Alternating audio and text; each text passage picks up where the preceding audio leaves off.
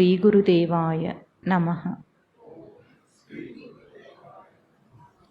ఓం సల్లక్షణ సమారంభాం చిదానందేతి మధ్యమాం అస్మదాచార్య పర్యంతం వందే గురు పరంపరాం. ఓం గీతామృత మహోదధయే నమః.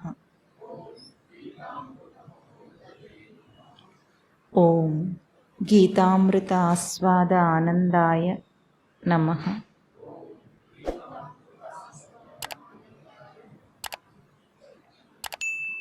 మూడో అధ్యాయం ఎన్నో శ్లోకం? మొదటిదేనా? చెప్పలేదా మొదటిది? చెప్పుకుందాం మళ్ళీ ఒకసారి. 3, 4 చెప్పాలి, అయినా మొదటి నుండి చెప్తాం, ఆయన అన్నారు కదా, అందుకని. తృతీయోధ్యాయః కర్మయోగః. అర్జున ఉవాచ జ్యాయసి చేత్ కర్మణస్తే మతా బుద్ధిర్జనార్దన తత్కిం కర్మణి ఘోరే మాం నియోజయసి కేశవ వ్యామిశ్రేణేవ వాక్యేన బుద్ధిం మోహయసీవ మే తదేకం వద నిశ్చిత్య येन श्रेयोऽहमाप्नुयाम्. श्रीभगवान् उवाच लोकेऽस्मिन् द्विविधा निष्ठा पुरा प्रोक्ता मया अनघ. ज्ञानयोगेन सांख्यानां कर्मयोगेन योगिनां न कर्मणामनारम्भात् नैष्कर्म्यं पुरुषोऽश्नुते न च सन्न्यसनादेव सिद्धिं समधिगच्छति. ఈ 2 శ్లోకాలు ఈరోజు మననం చేయాలి. ఆత్మతత్వాన్ని విన్న తరువాత లోకంలో కూడా చాలా మందికి వచ్చే సందేహమే అర్జునుడికి కూడా వచ్చింది. ఇప్పుడు ఏం చేయాలి అని అంటారు. ప్రవచనాలన్నీ విన్న తర్వాత ఏమంటారు? ఇప్పుడు ఏం చేయాలి మరి అంటారు. అంటే విన్నది స్పష్టంగా అర్థం కాలేదన్నమాట. అంటే అర్థం కాలేదంటే పూర్తిగా అర్థం కాలేదని కాదు, కానీ తన ఆచరణలో ఎట్లా దాన్ని చూసుకోవాలనే ఒక సందేహం వస్తుంది అందరికీ కూడా. అట్లాగే ఆ అందరి సందేహాన్ని అర్జునుడి నెత్తి మీద వేసుకొని ఓ ప్రశ్న అడిగేస్తే అందరికి కూడా ఒక క్లారిటీ వస్తుంది, స్పష్టత వస్తుందని అనుకొని అడిగాడు. ఏమని అడిగాడు? జ్ఞానమే కర్మ కంటే గొప్పదని నీ అభిప్రాయం అయితే గనుక తే మతిహే అంటున్నాడు. ఎవరిని? కృష్ణుణ్ణి. మరి నన్ను ఈ ఘోరమైన కర్మయందు ఎందుకు నియమిస్తున్నావు మాధవ అని అడుగుతున్నాడు. అప్పటికి స్వామి జ్ఞానం శ్రేష్టమని కర్మ తక్కువని అనలేదు, ఘోరమైన కర్మయందు నియమించను లేదు.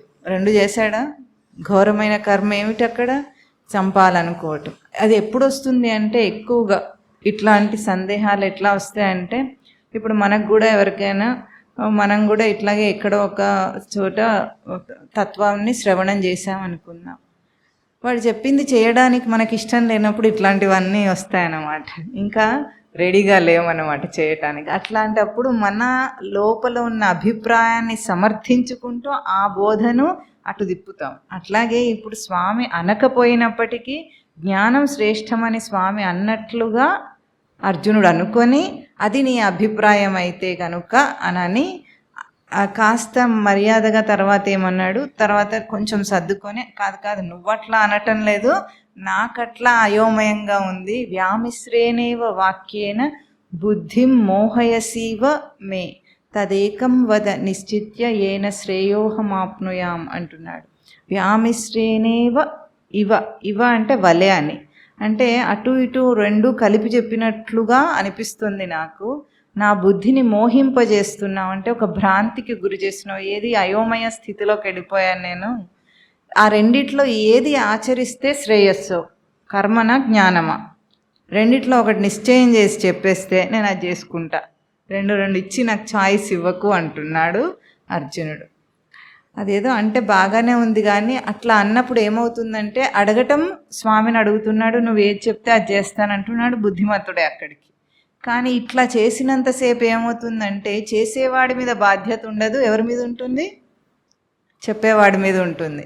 నువ్వు చెప్పావు, నేను చేశాను, అయినా సరే నీకే, కాకున్నా సరే నీకే, నాదేమీ లేదన్నట్టుగా తన బుర్రనేమి వాడకుండా అట్లా భద్రంగా పెట్టుకున్నట్టుగా ఉంటుంది. అయితే మొదట్లో ఇంకా పరిపక్వత రాకముందు మనిషికి చెప్పింది చెప్పినట్టు చేస్తే తప్పేం కాదు, అట్లా కూడా చెయ్యొచ్చు. కానీ ఎవరైతే నిజంగా తనకు తాను విచారణ అన్న రంగంలోకి వచ్చి తాను విచారించుకుంటాడు, ఇప్పుడు ఒక సామాన్యుడు ఉన్నాడు అనుకోండి, జీవితంలోని సత్యం ఏమిటి అనే ప్రశ్న వాడికి వస్తుందా? అసలు ఏం రాదు. అందరు నడిచే దారిలో అట్లా నడుస్తూ వెళ్ళిపోతే అదే సత్యం అనిపిస్తుంది. ఇప్పుడు ఎప్పుడైతే అట్లాంటి ప్రశ్న కూడా రానప్పుడు మనకు ఒక ప్రశ్న వేస్తోంది, ఏమిటి? శాస్త్రం ఒక ప్రశ్నిస్తుంది, అసలు నీ జీవితం ఏమిటి, నీ పరమార్థం ఏమిటి, ఏం చేస్తున్నావు అని ఒక ప్రశ్న వేసింది అనుకుందాం. అప్పుడైనా సరే మనకై మనం విచారించగలుగునే ఒక సమర్థత ఉండాలి మనకు, బుర్రకి మనమే ఆలోచించుకోగలగాలి, మన జీవితం గురించి మనం ఏమిటి, మనం ఏం చేస్తున్నాము, ఎటు దిశ, మన ఏ దిశలో వెళుతున్నాం, మన గమ్యం ఏమిటి అని. అట్లా కూడా ఆలోచించుకోలేనప్పుడు శాస్త్ర ప్రమాణాన్ని తీసుకోవాలి, తీసుకుంటే తప్పు కాదు. శాస్త్రం చెప్తున్న దాన్ని కూడా మెలికేసుకొని మళ్ళీ దాంట్లోంచి తోకలేపినట్టు అంటుంటారు స్వామివారు ఇలాంటి ప్రశ్నలని. అంటే అడుగుతుంటే దాన్ని అర్థం చేసుకోకుండా, అంటే తాత్పర్యం అర్థం చేసుకోకుండా దాన్ని మెలిక వేసుకోవటం, తనకే మెలిక వేసుకొని, అంటే కన్ఫ్యూజన్ క్రియేట్ చేసుకోవటం అంటాం. కన్ఫ్యూజన్ క్రియేట్ చేసుకొని ప్రశ్నించటం లాంటివి వస్తాయి, అట్లా కూడా వస్తాయి. అట్లాంటి ఒక ప్రశ్న అడుగుతున్నాడు ఇప్పుడు. ఇది చాలా గొప్ప ప్రశ్న, ఎందుకంటే లోకంలో అందరికీ ఉంటుంది కర్మ జ్ఞానం అంటే ఏమిటి. ఇప్పుడు కర్మ జ్ఞానం ముఖ్యం అంటే ముందు మనం ఒకటి అవి రెండు పక్కన పెట్టి మన దేహాన్ని మనం అర్థం చేసుకుందాము. మన దేహము జ్ఞాన ప్రధానమైందా, కర్మ ప్రధానమైందా, దాన్ని డిజైన్ ఇంతవరకు మీకు అర్థమైంది, ఇన్నాళ్ళు మీరు విన్నారు కదా, ఇక్కడ జ్ఞాన ప్రధానమై ఉందా, కర్మ ప్రధానమై ఉందా, మన దేహ రచన చెప్పండి చూద్దాం.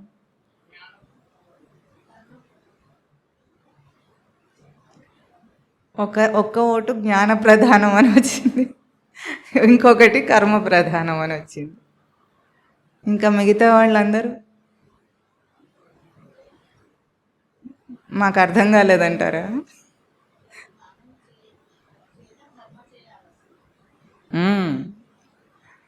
ఇప్పుడు మనకు జ్ఞాన ప్రధానమా కర్మ ప్రధానమా అంటే చక్కగా ఇన్ని రోజులు చెప్పుకుంటూనే ఉన్నాం కదా, 5 కర్మేంద్రియాలు, 5 జ్ఞానేంద్రియాలు.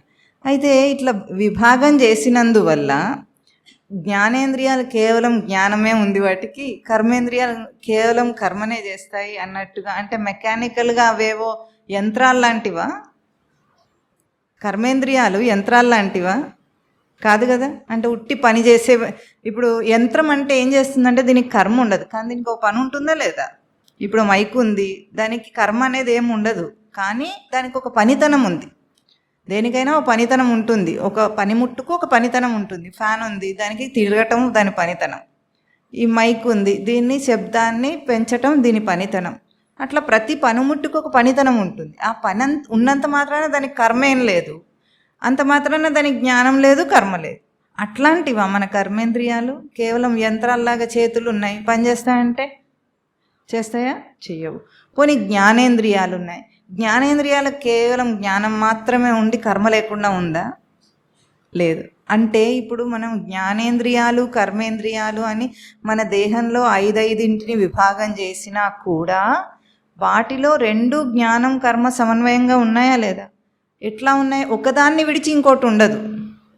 ఉంటుందా? ఇప్పుడు కర్మేంద్రియాలంటే బయట పని చేసేవి అని కాళ్ళు, చేతులు, వాక్కు వీటిని కర్మేంద్రియాలు అన్నాం మనం. అంత మాత్రం చేత వీటికి అంటే ఆలోచించి ఒక ఆలోచన లోపల ఉండగానే బయట పనిచేస్తాయి, కానీ ఇష్టం వచ్చినట్టు అవి పనిచేస్తాయా? చేయవు కదా. అంటే వాటికి జ్ఞానము కర్మ రెండు ఉన్నాయి. జ్ఞానేంద్రియాలకు కూడా, జ్ఞానేంద్రియాలంటే కళ్ళు, ముక్కు, చెవి ఇవన్నీ, ఇవి కూడా ఎట్లా ఉన్నాయి? అవి ఏది పడితే అది చూడటం అనేది చూడదు కదా, చాయిస్ ఉంది దానికంటే. ఒక ఎరుక వెనుక పనిచేస్తుంటేనే అవి పనిచేస్తున్నాయి బయట పనిముట్లుగా. అట్లాగే జ్ఞానము కర్మ అనేది ఒక నాణ్యానికి రెండు వైపులా ఉన్న ముఖం లాంటిది అని మనం పోయిన మాట చెప్పుకున్నాం. ఇవి వేరువేరుగా చూడటం వల్ల ఇది ముఖ్యమైందా అది ముఖ్యమైందా అన్న ప్రశ్న వేస్తున్నాడు ఇక్కడ అర్జునుడు. అట్లా ఇది ముఖ్యం అది ముఖ్యం అనేది లేదు. అయితే ఎందుకు ఇట్లా అడిగాడంటే, కర్మ అంటే బయట చేసే పనులు అనేది అందరి పరిభాష అన్నమాట. వాళ్ళ భాష ఏమిటి, మనందరి భాష ఏమిటి? కర్మ అన్నగానే ఏమనుకుంటాం దాన్ని? మనం చేసే పనులన్నీ, తింటం, తాగటం, తిరగటం, ఇవన్నీ చేసే పనులన్నీ ఏమనుకుంటాము? కర్మలు అనుకుంటాం. అది కర్మ అనుకున్నప్పుడు ఇది అది వేరుగా కనిపిస్తుంది. కానీ కర్మ అంటే తినటం తాగటం కోసం చేసేది కాదు. పనితో సంబంధం లేకుండా దాని ఆశయంతో సంబంధం. అంటే ఉదాహరణకి ఇప్పుడు మంచి కర్మలను తీసుకుందాం. లోకంలో మంచి మంచి పనులు అని చెప్పండి. పోనీ మంచి పనులు ఏమి చెప్పండి? మామూలుగా మనిషి చేసే తిండి కోసము, బతకటం కోసం చేసేవి కాకుండా ఏవైనా వేరే ఉంటే అవి చెప్పండి చూద్దాం. ఇతరులకు సహాయం చేయండి. కరెక్ట్గా ఆ పాయింట్కి వచ్చారు. ఎందుకంటే అది ఒక్కటే ఉంటుంది, తిండికి సంబంధం లేకుండా, బతకడానికి సంబంధం లేకుండా. అంటే దాన ధర్మాలు చేయటము, ఇతరులకు సహాయం చేయటము, మంచితనంతో బ్రతకటము. ఇప్పుడు ఇవన్నీ కూడా కర్మలా పనులా అంటే మీరేమంటారు వాటిని?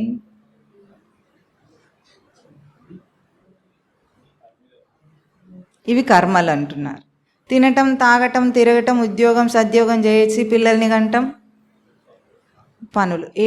దేని భాగం, దేనితో పోల్చి వీటిని విభాగం చేశారు, వేరు చేశారు?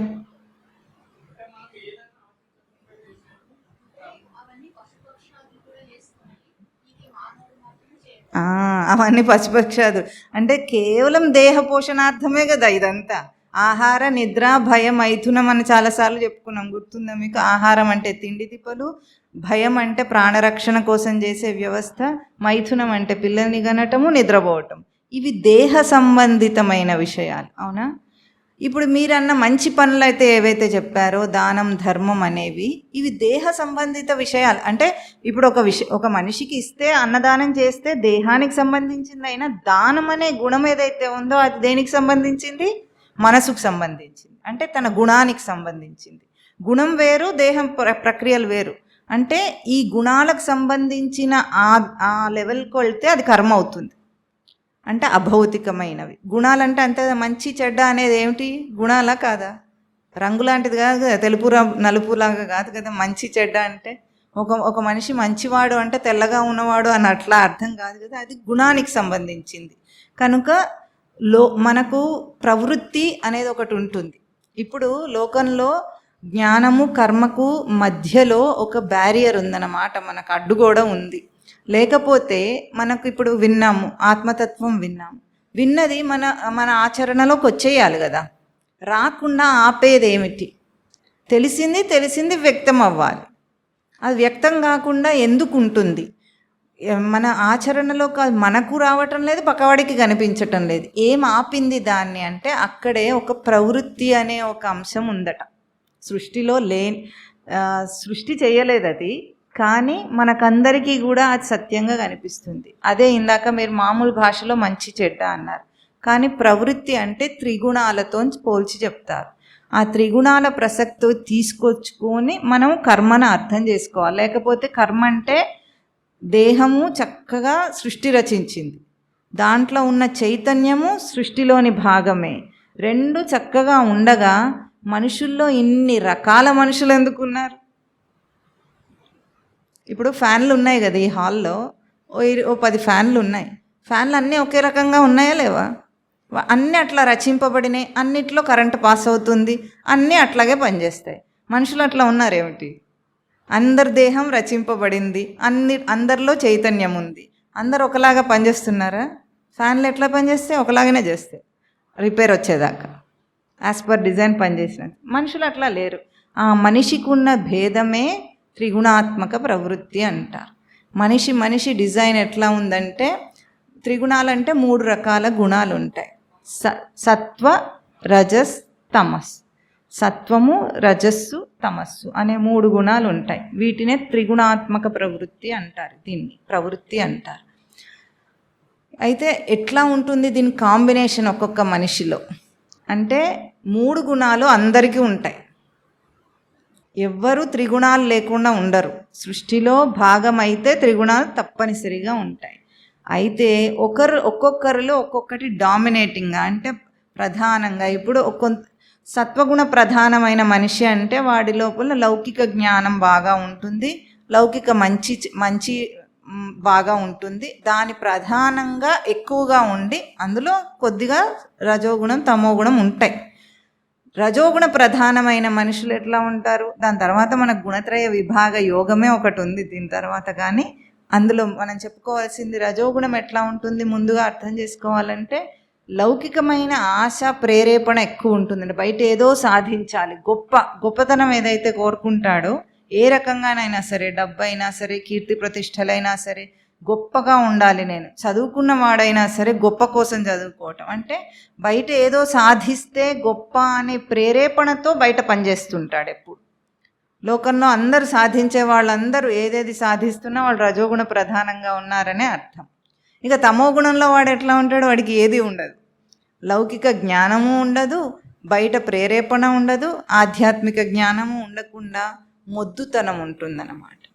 మొద్దుతనం అంటే ఎట్లా ఉంటుంది? శారీరకంగా బుద్ధిపరంగా కూడా. శారీరకంగా కూడా బద్ధకం ఉంటుంది, అశుచితనం ఉంటుంది. ఎట్లా ఉంటే ఏంలే అని అంటే ఒక అల్పమైన దాంట్లో సుఖాన్ని కోరుకుంటాడు. ఇప్పుడు సుఖం ఏమిటి అంటే మనిషికి బారెడు పొద్దెక్కేదాకా పడుకోవటం సుఖమే కదా. అట్లా ఉండేవాడు తమోగుణ ప్రధానం అనమాట. ఏముంది, వాడికి నిద్ర వస్తుంది, పక్క ఎట్లా ఉంది, అంత దుమ్ము కొట్టుకుపోయి పిచ్చి పిచ్చిగా ఉంది, ఆ దుప్పటి మార్చకుండా 4 రోజులైనా ఉంది, నాకు నిద్ర పడుతోందా లేదా సుఖంగా అంటాడు వాడు. పడుకుంటాడు కూడా. పడుకొని బారెడు పొద్దెక్కేదాకా హాయిగా పడుకున్నాను అంటే మొద్దుతనంలోనే సుఖాన్ని చూస్తున్నాడు, అశుచిలోనే సుఖాన్ని చూస్తున్నాడు, అల్పమైన దాంట్లోనే సుఖాన్ని చూస్తున్నాడు. ఏం కష్టపడాలి ఇప్పుడు, నాకు ఎందుకులే ఈ డబ్బులకి ప్రతిష్ట, ఉన్న దాంట్లో బాగానే ఉన్నాను కదా అనుకొని అటు జ్ఞానము లేక ఇటు లౌకికమైన ప్రేరేపణ లేక మొద్దుగా ఎవరుంటారు. శారీరకంగానే కాకుండా బుద్ధికి కూడా ఆలోచించడం ఇష్టం ఉండదు వాడికి. ఏదో బతికేస్తున్నామంటే బతికేస్తున్నాం, ప్రశ్నించుకో, విచారించుకో, ఇలాంటివి వాడి బుద్ధికి భారంగా ఉంటాయి, బరువుగా ఉంటాయి, మోయలేడు వాడు. ఆలోచించాలంటే కష్టంగా ఉంటుంది. ఇవన్నీ కూడా తమో గుణ లక్షణాలు. ఈ 3 గుణాలు అందరిలో కాంబినేషన్లు మారుతూ ఉంటాయన్నమాట. కొన్నిసార్లు ఒకే వ్యక్తి కూడా రజోగుణ ప్రధానంగా ఉంటాడు, కొన్నిసార్లు తమోగుణ ప్రధానంగా ఉంటాడు, కొన్నిసార్లు సత్వగుణంగా ఉంటాడు. ఈ త్రిగుణాత్మక ప్రవృత్తి ఉండటం వల్ల ఇది ఎట్లాంటిదంటే, పైప్ లైన్ వెళుతూ ఉంటే వాల్వ్ ఉంటుందా మధ్యలో, దాన్ని కంట్రోల్ చేస్తూ ఉంటుంది. అవునా? మనం ఎంత తెరిస్తే అంత వస్తుంది. ఈ గుణాలు మూస్తున్నాయి, తెరవటం కాదు. కానీ ఆ జ్ఞానం ఏదైతే లోపల నుండి మనకు వస్తుందో, వ్యక్తం అవ్వాలనుకుంటుందో, దాన్ని రానివ్వకుండా మధ్యలో అడ్డగించేవి ఈ త్రిగుణాలు. ఇప్పుడు మనిషి చేసే కర్మలన్నీ కూడా, బయట పనులన్నీ కూడా కర్మలుగా ఎందుకు కావటం లేదు మనిషి కంటే, ఆలోచన లేకుండా చేస్తాడు కాబట్టి. ఇంతే. లేకపోతే ఇదే పని కర్మగా మారుస్తాం మనం. ఇప్పుడు సాధన కర్మ అంటే ఏమిటంటే, ఇవే చేసే పనులనే విచారణాత్మకంగా జ్ఞానంతో చేయటమే కర్మ. లేకపోతే అది పని అయిపోతుంది. లేకపోతే చెప్పండి, ఇన్ని జన్మల్లో ఎన్ని పనులు చేస్తుంటాం కదా, వాటిని ఇప్పుడు మనము ఇంకొక పదం పెడదాం. ఆ పనులకు క్రియ అంటున్నాం మనం. క్రియ అంటే బయట చేసే పనుల రూపాలను ఏమందాం ఇప్పటి నుండి? క్రియలు. బయట పనులన్నీ క్రియలు. ఇవన్నీ ఉన్నాయా లోకంలో? ఎంతమంది ఎన్నో చేస్తుంటారు. ఆ క్రియలన్నీ ఏమవుతాయి? ఇప్పుడు మనమే ఒక జీవిత కాలంలో 50 సంవత్సరాల్లో ఎన్నో పనులు, క్రియలు చేశాం కదా. తింటాం, తాగటం, తిరగటం అన్నీ చేశాం. ఏమైనా ఇవన్నీ కాలంలో కలిసిపోయినాయి, కాలగర్భంలో కలిసిపోతే దాన్ని మనం గొప్పగా ఏమంటాం, గతం నాస్తి గతః, అంతేనా? గతం నాస్తి గతః, పోయింది. కానీ నిజానికి ఏం కావాలి? ఈ పనులన్నీ కూడా కర్మల రూపంలో తనకు జ్ఞానాన్ని ఇవ్వాలి, జ్ఞానాన్ని ఎరుక దృఢమయ్యేటట్టు చేయాలి. అట్లా జరగలేదు అవన్నీ. కేవలం ఎందుకు? ఆలోచన లేకుండా చేసినందుకు. ఎందుకు చేస్తున్నామో ఏం చేస్తున్నామో తెలియనందుకు. ఇవే పనులు. అందుకే పశుపక్షాదుల జన్మలో ఎట్లా వృధా అయినాయో అన్నీ ఈ జన్మలో కూడా అంతే వృధా అయినాయి. మనిషికి తెలివి ఉండి లాభమేమొచ్చింది? అన్నీ వదిలేసి కాలానికి ఇచ్చేయడానికి ఇన్ని చేసి లాభమేమి? జ్ఞానేంద్రియాలు ఉండి లాభమేమి? జ్ఞానేంద్రియాలు మనకు ఉన్నాయా లేదా?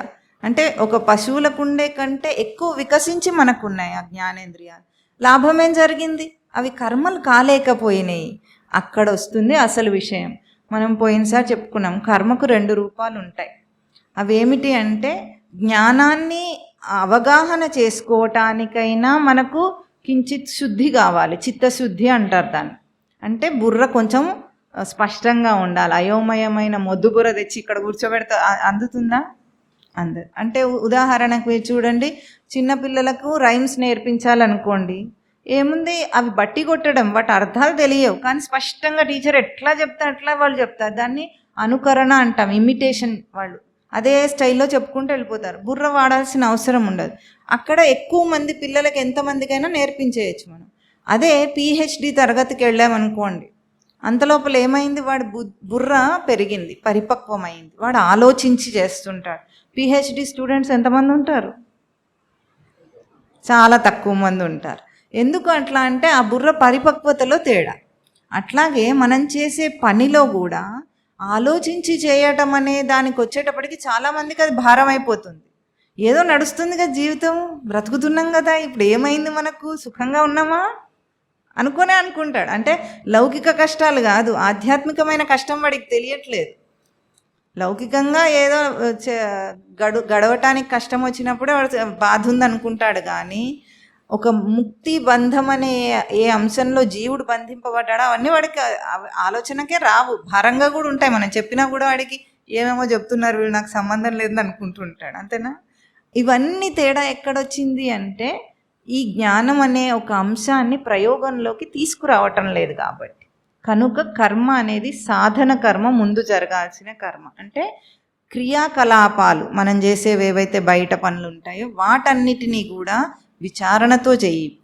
ఎందుకు చేస్తున్నా, నేను ఎందుకు చేస్తున్నానన్న ఒక విచారణతో చేయటం మొదలుపెట్టినప్పుడు ఆ విచారణ ఏం చేస్తుందంటే కత్తిని పదును పెట్టినట్టు అన్నమాట. మనము కత్తిని మొండి పడితే ఏం చేస్తాం? పదును పెడితే ఏమవుతుంది? కూరగాయలు తరుక్కోవడానికి చెక్క పని అయిపోతుంది. అదే మొండి కత్తితో కూడా చేసుకోవచ్చు. అప్పుడు ఎట్లా ఉంటుంది? కష్టంగా జరుగుతూ ఉంటుంది. అదే పదును పెడితే, బుర్రను పదును పెడితే ఏమవుతుంది? ప్రతిదాన్ని ప్రశ్నించు, ఏమిటిది, ఇక్కడ నేను ఏం చేస్తున్నాను, ఎట్లా చేస్తున్నాను, ఏం చేస్తున్నాను, ఎట్లా చేస్తున్నాను. ఈ 2 ప్రశ్నలు వేసుకుంటూ వెడితే ప్రతి దాంట్లో విచారణ వస్తుంది వాడికి. అది మన ఇన్బిల్ట్ డిజైన్. మీరు మొదలు పెట్టండి, అది లోపల అదే జరుగుతూ ఉంటుంది. ఎందుకంటే మన బుర్ర ఈ లోపల అంతరింద్రియం అంతా ఆ రకంగా రచింపబడి ఉంది కనుక. దాన్నే సాధన కర్మ అంటారు. ఆ సాధన కర్మ ఏం చేస్తుంది? ఈ త్రిగుణాలు ఏవైతే మన జ్ఞానాన్ని మనకే అందనివ్వకుండా త్రిగుణాలు అడ్డుపడుతున్నాయో వాటిని తగ్గించి గుణాతీత స్థితికి తీసుకెళ్తుంది. అంటే ఏ గుణము మంచిది కాదు, ఏ గుణము కూడా ఎక్కువైనప్పుడు మంచిది కాదు. అందులో కాస్త ఉత్తమంగా సత్వగుణాన్ని చెప్తారు. బయట మంచి పనులు చేయటము, మంచి విషయాలు తెలుసుకోవటం అనే బయటవేవైతే జ్ఞానం ఉందో దాన్ని సత్వగుణం అంటారు. అది కూడా వీటికంటే కొద్దిగా మంచిదే, కానీ దాంట్లో ఉండిపోవాల్సింది కాదు. అది ముక్తికి హేతువు కాదు. మనిషి అనేవాడు గుణాలకు అతిక్రమించి ప్రవర్తించినప్పుడు ఏమవుతుందంటే సాధన కర్మ ద్వారా చిత్తం శుద్ధి అవుతుంది. ఆ చిత్తశుద్ధిలో ఈ జ్ఞానాన్ని ఏదైతే ఇప్పుడు సాంఖ్యయోగంలో అంతా చెప్పారు, చెప్పిన తర్వాత అర్థం కాలేదంటే చెప్పినవాడు ఫాల్టా, అర్థం చేసుకుని వాడు ఫాల్టా? అర్థం చేసుకొని వాడిదే. లేకపోతే చెప్పగానే అర్థమైతే వాడికి ఏ కర్మలు చెప్పరు, ఏం చెప్పరు, వాడికి సందేహం మరి అది ఏం చేయాలని వాడు చేసేస్తాడు దాన్ని. కానీ అక్కడ రావటం లేదు కనుక ఆ చిత్తశుద్ధితో ఇప్పుడు ఈ జ్ఞానాన్ని అవగాహన చేసుకుంటే ఆ జ్ఞానం తన లోపల స్వరూపం అయిపోతుంది. అంటే నేను ఆత్మస్వరూపుణ్ణి, నేను ఈ దేహము కాదు, పుట్టి చచ్చే జీవుడను కాదు, దేహము కాదు, జీవుడను కాదు, ఇంకా అంతకు మించిన సచ్చిదానంద స్మృతి స్వరూపుడను అని ఎరుక తనలో నిలిచిపోతే అది కర్మయోగం అవుతుంది. అప్పుడు కూడా వాడు పనిచేస్తాడు. అదేమవుతుంది? కర్మ యోగం అవుతుంది. సాధన కర్మ, జ్ఞానయోగము, కర్మయోగం. చెప్పండి. ముందు సాధన కర్మ చేస్తేనే జ్ఞానయోగాన్ని చేరుకుంటాడు. యోగం అంటే అర్థం చేసుకుందాం. యోగం అంటే కలయిక. మామూలుగా అందరూ యుజిర్ యోగే ధాతు, దానికి అంటే చేరటం, కలవటం అని అర్థం. చేరటం, కలవటం అన్న పదంలో మనకు కావాల్సిన అంశమేమి? రెండు ఉండాలి తప్పకుండా. చేరటం అంటే ఒకరు ఒకదాన్ని చేరుకోవటం, పొందటం అన్నా అంతే కదా, కలవటం అన్నా అంతే. ఒకరు ఇంకొకదాన్ని కలిసి ఏకత్వ భావానికి చేరితే అది యోగం, అంతేనా? ఎవరెవరిని చేరాలి ఇప్పుడు? అమ్మో, ఆత్మ పరమాత్మ. ఆ ఆత్మ ఈ పరమాత్మని చేరాలా?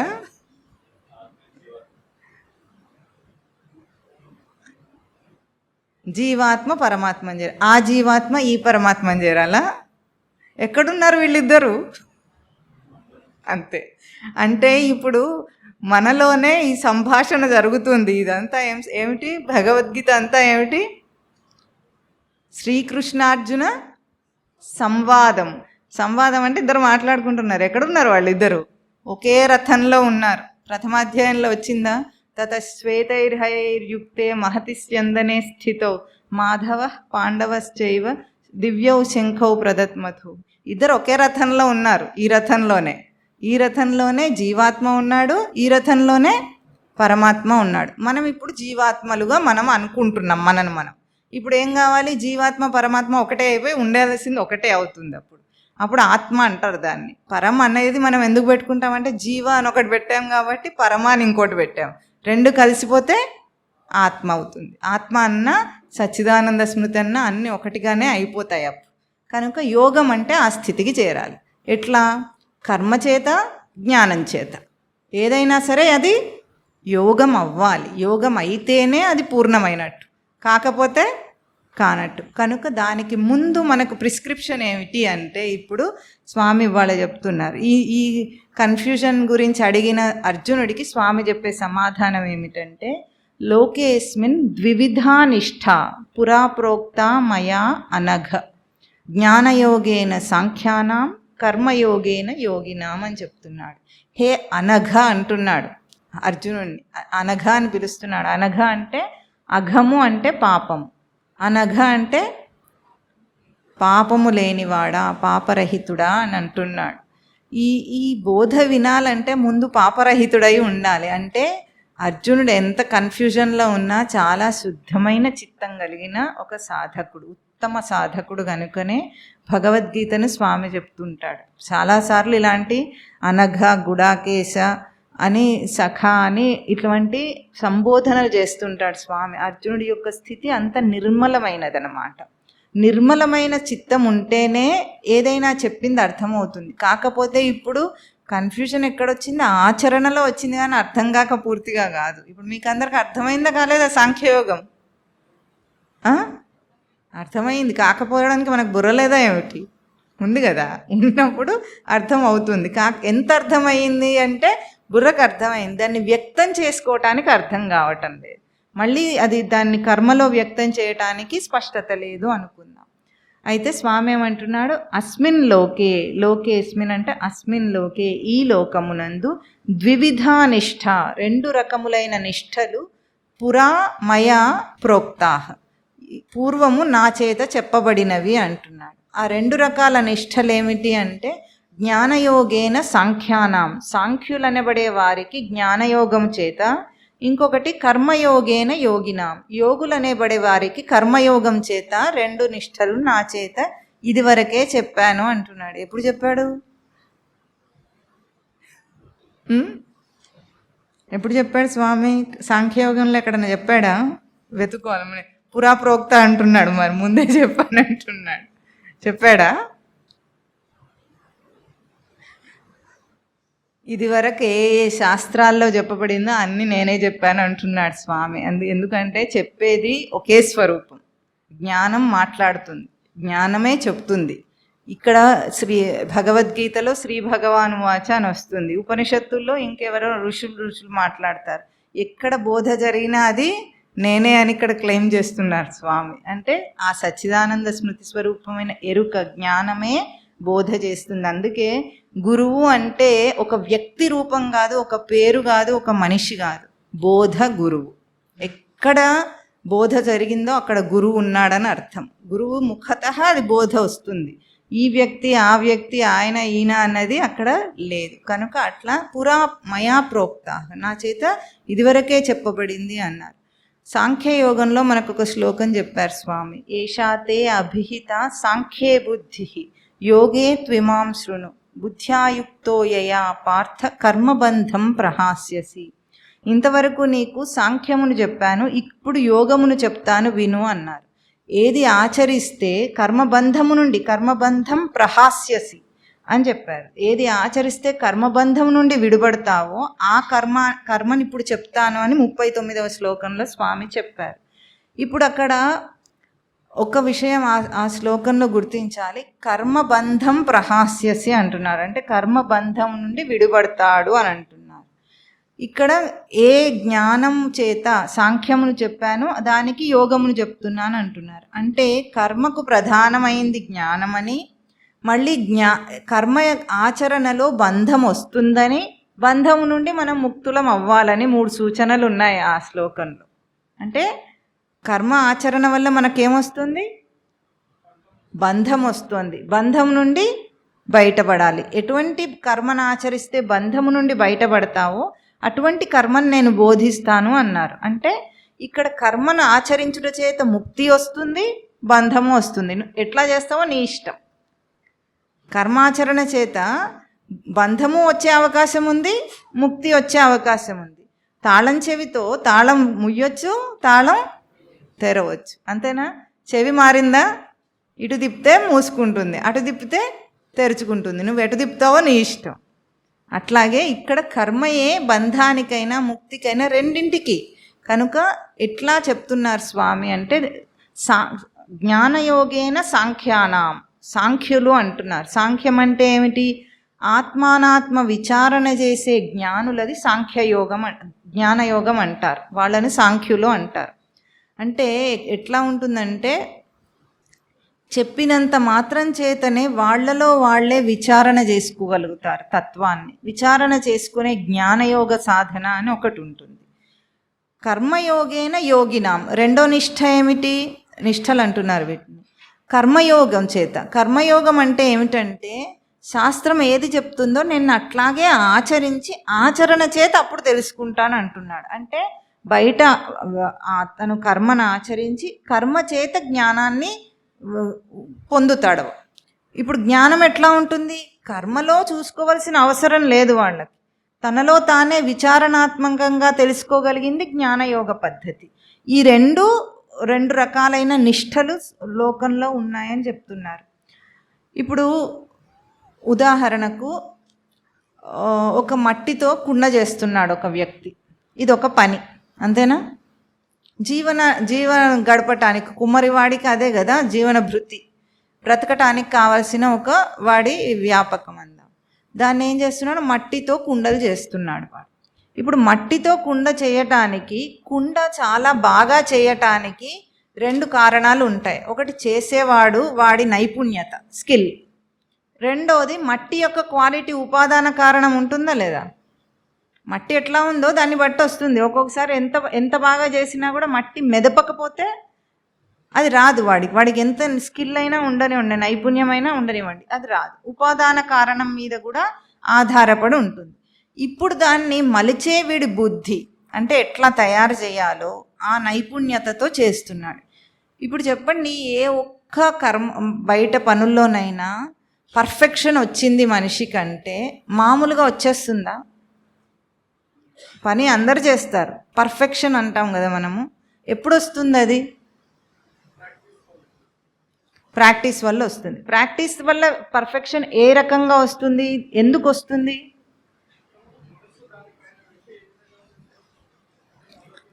దాంట్లో చేస్తూ చేస్తూ ఉండగా మనిషికి నిపుణత ఎట్లా వస్తుందంటే, అదే పని చేస్తూ ఉంటే, ఇప్పుడు వంట చేస్తున్నారనుకోండి, అందరూ రోజు వంట చేస్తారు ఆడవాళ్ళు, అందరికీ నిపుణత ఉంటుంది. కానీ ఒక వాళ్ళు నైపుణ్యత, ఒక స్పెషాలిటీ ఉంటుంది ఒక మనిషికి, వాళ్ళు చేసింది రుచికరంగా బాగుండేటట్టు. అందరు కూడా రోజు చేస్తూనే ఉంటారు. వీళ్ళు ఏం దేనివల్ల నైపుణ్యత వస్తుంది ఒక్కొక్క వ్యక్తికి, ఇంకోవరికి ఎందుకు రాదు? అదే పని ఏళ్ల తరబడి చేసినా కూడా. మనస్సు పెట్టడం అంటే ఏం చేస్తారు?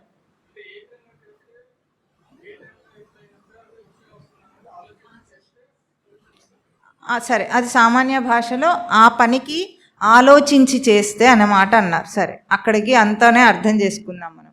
ఆలోచించటం అంటే వాడు ఏం ఆలోచిస్తున్నాడు? ఉప్పు వేయాలనుకోండి, ఉప్పు గురించి ఆలోచిస్తున్నాడా, పదార్థం గురించి ఆలోచిస్తున్నాడా? ఉప్పు వేసేటప్పుడు తన బుద్ధిని ఎట్లా నిలిపాడో దాని మీద వాడికి శ్రద్ధ ఉందా?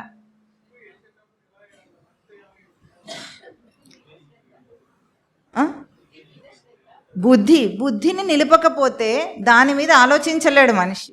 అంటే దాన్ని ఆలోచించటానికి ముఖ్యమేమైంది? మూలం బుద్ధిని నిలపటం. బుద్ధి ఎప్పుడు నిలుస్తుంది? బయట వేరే ఆలోచన రాకుండా స్థిరంగా ఒక్కదాని మీద నిలపగలిగినప్పుడు అది బుద్ధి స్థిరంగా నిలుస్తుంది, లేకపోతే నిలవదు. అది పర్ఫెక్ట్ అయిపోయిన తర్వాత ఎటు తిరిగినా వాళ్ళు చేసేస్తారు, అది వేరే విషయం. వాళ్ళు మాట్లాడుకుంటూ కూడా వంట చేసేస్తారు, అది బాగానే ఉంటుంది, ఉప్పు సరిగ్గానే పడుతుంది. ఇటు మాట్లాడతారు, అటు ఉప్పేస్తారు. అది నైపుణ్యత వచ్చిన తర్వాత. అభ్యాసం చేసే వేళలో ఏం చేస్తున్నాడు? తన బుద్ధిని నిలపటం అని చేస్తున్నాడు. ఈ బుద్ధిని నిలపటం అనేది చేయకపోతే ఏ పనిలోనైనా సరే లోకంలో కూడా నిపుణత రాదు మనిషి. అన్ని రంగాలలో కూడా ఎవరెవరు చేస్తున్నారో వాళ్ళు బుద్ధిని నిలపటం అనే కర్మనే చేస్తున్నారు. కానీ వాడు ఏమనుకుంటున్నాడు? నేను వంట బాగా చేశాను అనుకుంటాడు, నేను కుండ బాగా చేశాను అనుకుంటాడు. కానీ నా బుద్ధిని నిలిపిన అభ్యాసము జరుగుతోంది అని వాడికి తెలుస్తోందా? ఎన్నో రంగాల్లో నిపుణత ఉన్నవాళ్ళు ఎంతోమంది ఉన్నారు, కానీ వాళ్ళు అన్ని విషయాత్మకంగా చూస్తున్నారు దాన్ని. అది బాగుంది, అక్కడ బాగా చేశానని చూసి అది గొప్పతనం అనుకున్నాడు. చేయగలిగితే అది గొప్పతనం, చేయలేకపోతే దానివల్లనే తనకు తక్కువైపోయాడు. కానీ బుద్ధిని నిలపటం అనే అభ్యాసం నాకు జరుగుతుంది అని తెలుసుకుంటే ఈ క్రియలన్నీ పోతాయి గతంలోకి. కుండలో చేస్తారు, మంచి కుండ అయినా పగిలిపోతుంది, గతంలో కలిసిపోతుంది కాలంలో. తినవన్నీ అరిగిపోతాయి, ఎంతోమందికి ఎన్నో చేస్తుంటాం, అన్నీ పోతాయి. కానీ నిలిపిన బుద్ధి యొక్క అభ్యాసం చేసి గుర్తించి చేసిన వాడికి ఏం మిగులుతుంది? బుద్ధి మిగులుతుంది. బుద్ధిని నిలపటం మిగులుతుంది. జీవుడు అంటే ఇప్పుడు దేహం విడిచిపోయిన తర్వాత బుద్ధి ఉంటుందా? ఉండదా? వాడికి ఉంటుంది. ఏం అభ్యాసం కావాలి? జీవితకాలం అంతా మనం తీసుకెళ్లేది ఏం అభ్యాసం కావాలంటే మనస్సు, బుద్ధి, చిత్తం అనే ఈ పరికరాలను ఏ రకంగా మనం ఉపయోగించామో అక్కడ సాధన కర్మ, గుణకర్మ వస్తుంది. గుణకర్మ అంటే ఏమిటంటే బయట విషయంతోనే పోల్చి పనిచేస్తుంటాడు వాడు ఎంతసేపటి. అక్కడ ఎట్లా ఉంటుంది? ఏదో ఒకటి చేసి పారేద్దాం, పని అయిపోవాలి. పని అయిపోవాలని పని ఎంతమంది చేస్తారు చెప్పండి? 95, 96 అంతమంది ఏం చేస్తారు? పని అయిపోవటం. బతికేస్తున్నాం, పని అయిపోతుంది. కానీ భగవద్గీత ఏం చెప్తుందంటే నువ్వు చేసే ప్రతి క్రియను కూడా కర్మగా మార్చు. కర్మగా మార్చాలంటే శ్రద్ధ పెట్టాల్సి వస్తుంది. నువ్వు ఏం చేస్తున్నావు అన్నది అడగటం లేదు. కర్మ అంటే చేసే పని కాదు, వృత్తి కాదు. వృత్తి కాదు, ఏ పనైనా చెయ్యి. నువ్వు అది ఎట్లా జరగాలి? కర్మ కావాలి. కర్మ కావాలంటే ఎవరిని నిలబెట్టాలి? అక్కడ బుద్ధిని నిలబెట్టాలి. బుద్ధిని నిలబెట్టాలంటే బుద్ధి ఎక్కడికి? ఊర్లో వెళ్ళటానికి వెళ్ళకూడదు. అది ముందు సాధన కర్మకు ప్రారంభం అన్నమాట. ముందు దానికి కావాల్సింది ఏమిటంటే మీకు మొదట్లోనే చెప్పారు. ఇక్కడ అయ్యగారు చెప్పిన ప్రవచనాలు ఎవరికి గుర్తున్నాయో లేదో, అప్పుడప్పుడో సంవత్సరం క్రితం చెప్తే ఇప్పుడు ఏం గుర్తుంటాయి కనుక ఇక్కడ సాధన చతుష్టయ సంపద అని ఒకటి ఉంటుంది. శాస్త్రము ఒక క్రమ పద్ధతిని చెప్పిందనమాట. చెప్తారా? సాధన చతుష్టయ సంపద చెప్పండి. చతుష్టయం అంటే ఎన్ని? 4. అంత తెలుసు చాలు. 4 రకాలైన సంపదలను అభ్యాసం చేయాలట. దానికి ఒక క్రమం చెప్పింది. మొదటిదేమో నిత్యానిత్య వస్తు వివేకం. మీకు గుర్తుండాలంటే వివేకం అని గుర్తుపెట్టుకోండి. ఏ వివేకం ఉండాలి అంటే నిత్య అనిత్య వస్తు వివేకం. చెప్పండి. అంటే ఏ పని చేసినా సరే అది శాశ్వతమా అశాశ్వతమా, నిత్యమా అనిత్యమా అని ప్రతిసారి ఆలోచించుకొని దాని మీద అంటే దానికి ఇప్పుడు తిండి ఉందనుకోండి, అదేమో నిత్యం చేస్తాం కానీ నిత్యం నిలిచుంటుందా అది మనతో? మనం చేయొద్దంటే అర్థం ఏమిటంటే ఆ పని యొక్క ప్రాముఖ్యతను ఆలోచించాలి. కావాలి అని దాన్ని వెంటపడాల్సినంత అవసరం ఉందా దానికి అని అడుగుతుంది శాస్త్రం. ఎందుకంటే మనం అనవసర విషయాలకు ప్రాధాన్యతనిచ్చి, అంటే అల్పమైన విషయాలకు, మామూలు భాషలో మీకు వాడుక భాషలో చెప్పాలంటే చిల్లర పనులకు అని అర్థం అనమాట. అల్పమైన విషయాలకు ఎక్కువ ప్రాధాన్యతనిచ్చి వాటి మీదనే దృష్టి పెట్టి బ్రతుకుతున్నాం. ఇప్పుడు తిండి అనేది మనిషి బ్రతకటానికి ఒక మనుగడ. దానికి ఆడవాళ్ళు ఎన్ని గంటలు వంటగదిలో ఖర్చు చేసి గంటల కొద్దీ ఇన్ని పిండి వంటలని అవని ఇవని, అంత ప్రాధాన్యత వాటికి ఉందంటారా? అవసరం ఉందా వాటికి? లేదు. లేకపోయినా సరే కేవలం రుచి మీద, అంతేనా? రుచి కోసము ఎన్ని గంటలు వాటికి మన జీవితమే దానికి ఇచ్చినట్టు సగ భాగం అంతా దానికే జీవితాన్ని వెచ్చిస్తుంటారు. ఇంకా ఆడవాళ్ళకి అదే పనిలాగా చేస్తారు. బ్రతకటము తిండి తినటము తప్పు కాదు, దానికి ఎంత ప్రాధాన్యతనిస్తున్నావు నువ్వు? అది ఎట్లాంటి విషయం? వాటి కోసం పుట్టామేమిటి మనం? అవి చేసుకొని తినటామి కోసమే పుట్టినట్టు. అంటే నిత్యము ఎంత ప్రాధాన్యత. నిత్యం అంటే నువ్వు పొందగలిగిందా పొందలేందా? ఎప్పుడు ఉండేది నిత్యం అంటే ఎప్పుడు ఉండేదని మామూలు అర్థం, కానీ పొందగలిగిందా పొందలేందా? ఒక రుచికరమైన పదార్థం కోసము ఒక గంట సేపు కష్టపడి చేసామంటే ఆ రుచి నీ నాలుక మీద ఎంతసేపు ఉంటుంది? క్షణకాలం ఉంటుంది. ఆ క్షణకాలం ఉండే ఆ రుచిని ప్రాధాన్యత ఇచ్చి గంట సేపు జీవితకాలంలో వేస్ట్ చేయటం ఎంత ముఖ్యం మనిషికి? పోనీ అట్లాగా నేను బయట కొనేసుకొని తింటా, రెడీమేడ్గా వస్తుంది అన్నారు. కొనుక్కొని తినడానికి డబ్బు కావాలా వద్దా? ఈ డబ్బు సంపాదించడం కోసమే కదా మళ్ళీ జీవితకాలంలో ఏం చేయమన్నా నాకు టైం లేదనే అంత టైం అంతా దీనికే పెడుతున్నాం మనం. ఇట్లా ఒక్కొక్క విషయాన్ని తీసుకొని ఎంత ప్రాధాన్యతనిస్తావు దానికి? నిత్యమా అనిత్యమా? వివేకం అంటారు దీన్ని. వివేకం అంటే విచారణ చేసే తెలివిని వివేకం అంటాం. వేరు చేసి విచారణ చేయి, ఆలోచించు. అట్లా ఆలోచించాలని మనకు అలవాటు లేదా? అలాంటి అలవాట్లు లేవు. పూర్వం నుండి అలవాట్లు ఎట్లా వస్తాయో ఇవన్నీ వండుకోవాలి, తినాలి. ఈ పండుగ వస్తే, పండుగ వచ్చిన రోజు ఏమవుతుందో తెలుసా? పిండి వంటలకే ఎక్కువ కాలం గడిపి పూజకి ఎంతకాలం చేస్తారండి? ఎన్నో పిండి వంటలు చేసి 5 నిమిషాలు కూడా ఆయన దగ్గర కూర్చొని పూజ చేయరు. ఇట్లా నీళ్లు జల్లేసి ఆయనకు పెట్టేసి మళ్ళీ అవి తినటం.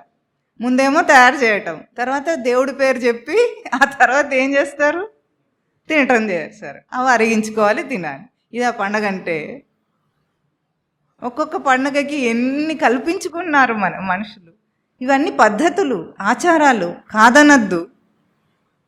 ఇట్లా ఎన్ని రూల్స్ మనం ఫ్రేమ్ చేసుకున్నామో ఒకసారి ఆలోచించండి. నిత్యమా అనిత్యమా? ఇవన్నీ జీవితంలో ఎంత ప్రాధాన్యత ఉంది వీటికి? అన్నీ అంతే. మనం ఏవైతే ఇట్లాగే కదా బ్రతకాలి అని అనుకున్నామో, మనకు సమాజం నేర్పించిందో, సమాజం అందరూ కలిసి అదే చేస్తున్నారో, వాటిని ఒక్కొక్కటి తీసి ఇట్లా విచారణ చేస్తే ఇది అన్నీ వెళ్ళిపోతాయి పాపం.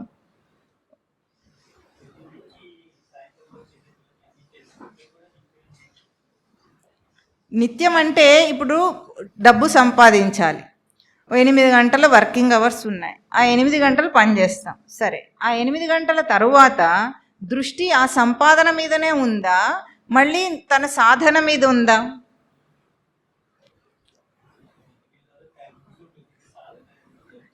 అదే సాధనకు మనకు సమయం కూడా లేకుండా ఎన్నిటిని కల్పించుకున్నాం.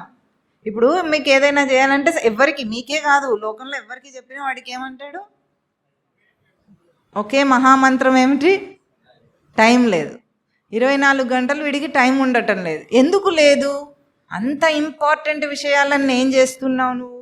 రోజుకు అరగంట గంట సేపన్న భగవద్గీత చదువుతావా అంటే ఎందుకు టైం సరిపోవట్లేదు? ఏం చేస్తున్నావు ఆ గంటలను ఒకసారి విచారించుకోండి. 24 గంటల్లో 8 గంటలు వర్కింగ్ అవర్స్ పోయింది. మళ్ళీ రావటానికి పోవటానికి అరగంట తీసేయండి, 9 గంటలు తీసేయండి. మిగతా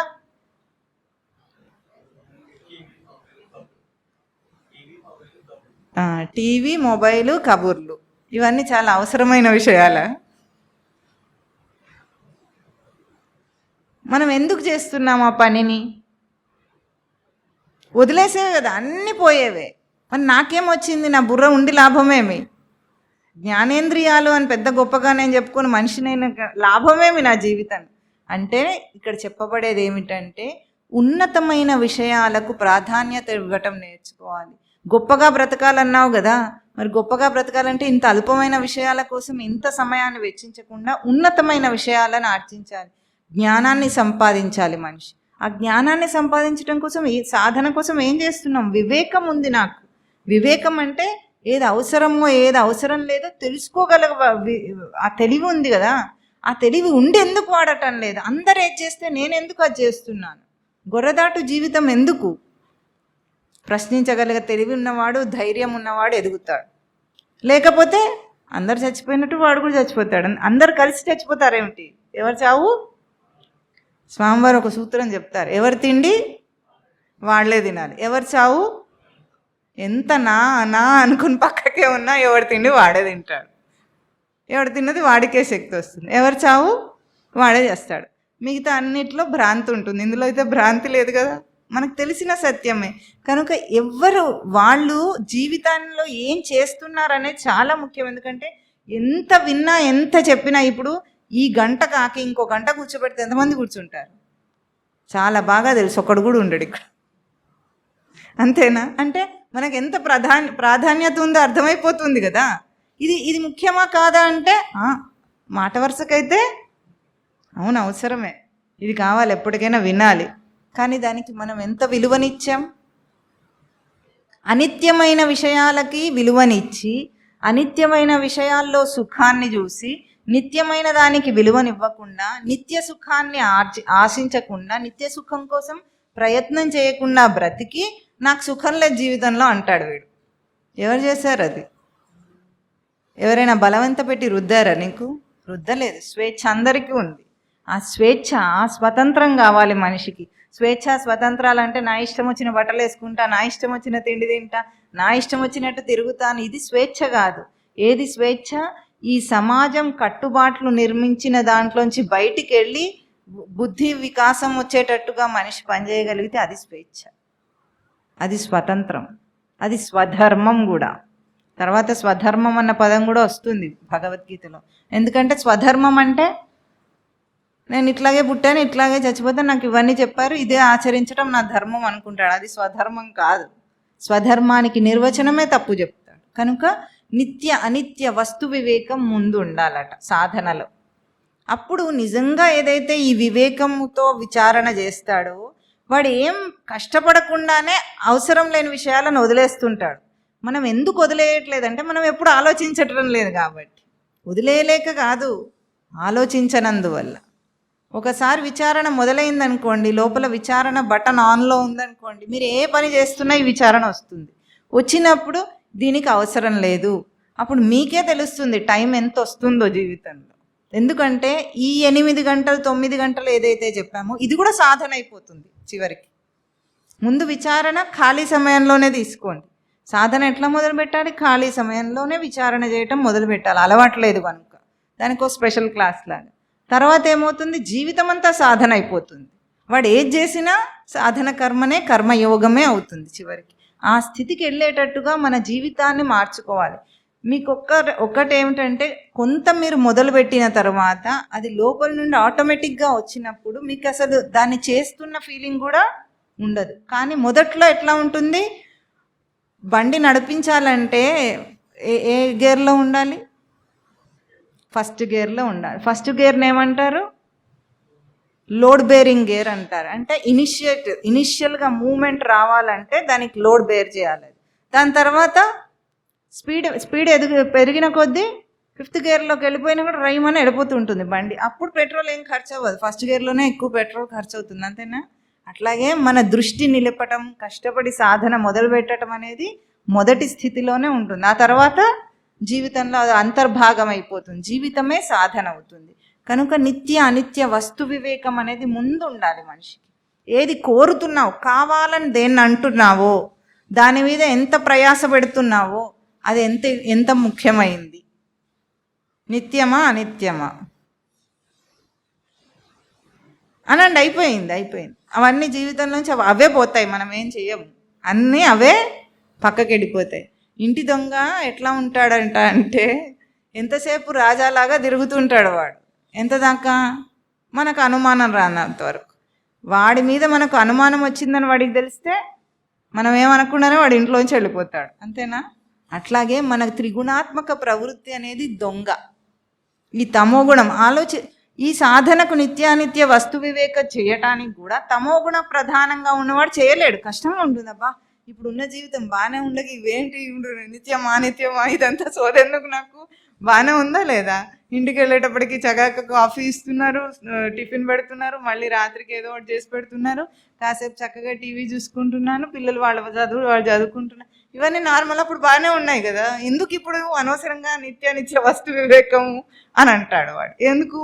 వాడికి ఆలోచించటం కూడా భారంగానే ఉంది, బుర్రకి తమో గుణం ఉందన్నమాట బాగా. ఆ తమో గుణం పోయి కొంచెం రజోగుణం ఉన్నవాడు ఎట్లా ఉంటాడు? లోకంలో ఏదో సాధించాలంటే వాడికి కూడా నిత్యానిత్య వస్తు వివేకం ఇవ్వండి.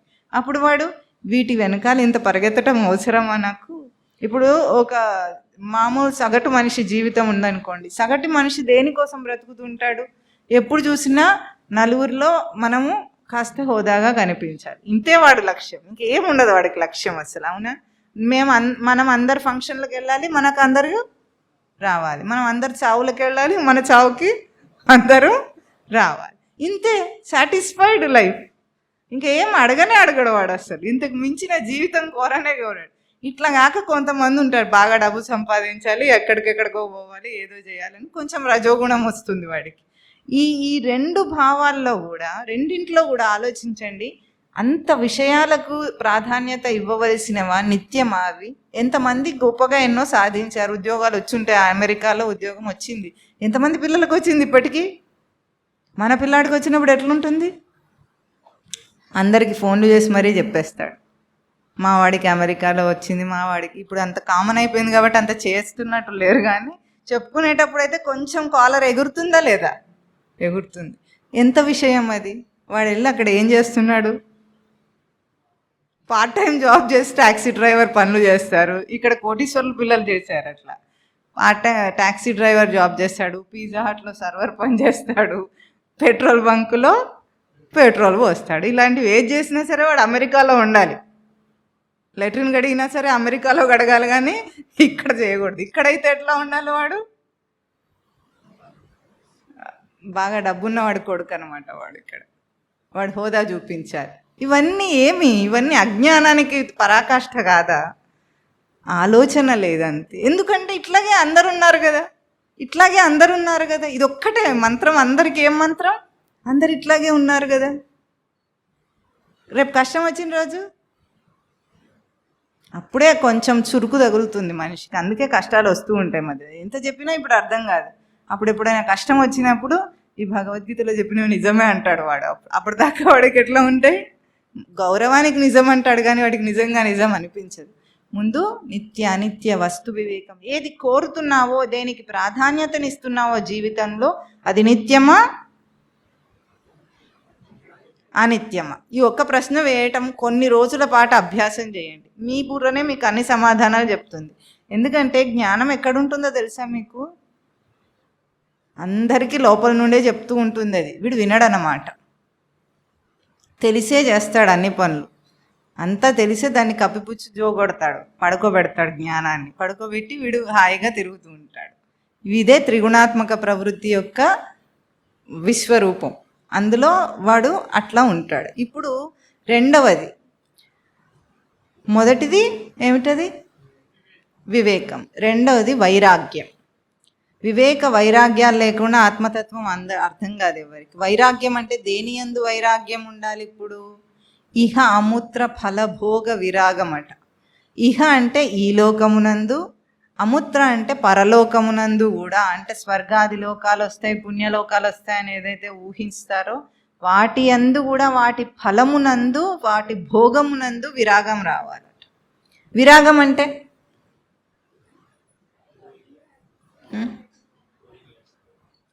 విరాగం అంటే లోకంలో కొంచెం తప్పుగా అర్థం చేసుకునేది అంటే విరక్తి అని.